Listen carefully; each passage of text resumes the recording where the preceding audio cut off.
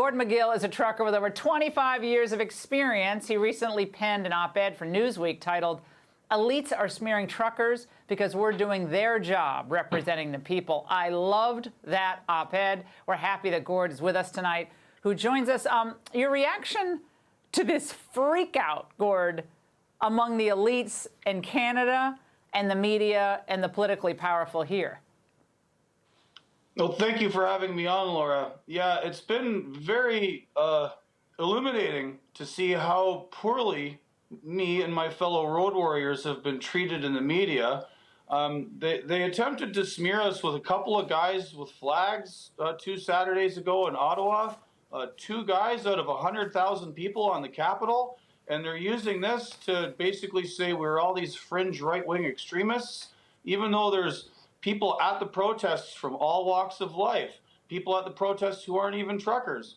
The truckers have set up a community kitchen in downtown Ottawa. Ravers have showed up in the evenings and set up sound systems on the weekends, and people have come and danced because they're so joyous, because they want their freedom back, and it's a celebration.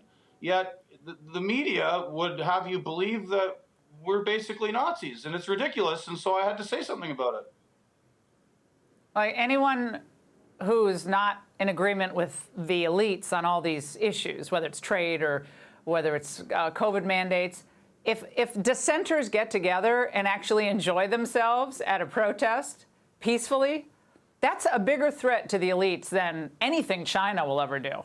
So that's what I said. The fear that they talk about, it's their fear of losing power. And speaking of this, Gord, this so-called populist premier you guys have in Ontario, Doug Ford, he's announcing this massive crackdown on all of you truckers. Watch. Today, I'm using my authority as Premier of Ontario to declare a state of emergency in our province.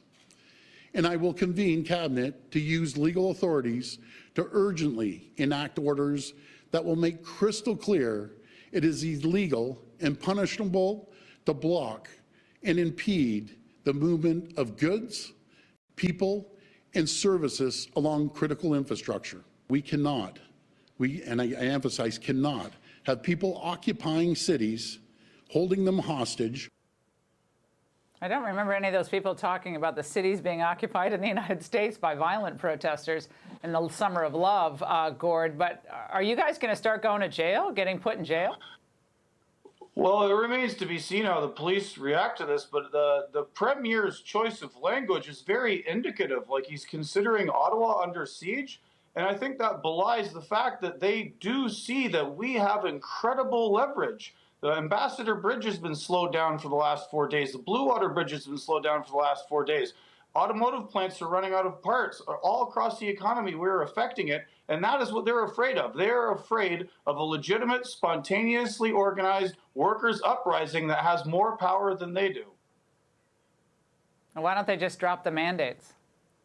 That would solve it. Good question. That is a good question, and I note that none of the I watched that presser with Premier Ford, and none of the media people who were there asked Premier Ford whether he or Prime Minister Trudeau had spoken with any of the organizers of the convoy. Nobody has talked to us yet. Like, no, where's the discussion? Where's the negotiations? No, you're illegitimate, and they think you're terrorists. That's end of story. They're not going to talk to you. Gord, thank you for appearing tonight. We really, really appreciate it, and best of luck out there. Hey, Sean Hannity here. Hey, click here to subscribe to Fox News YouTube page and catch our hottest interviews and most compelling analysis. You will not get it anywhere else.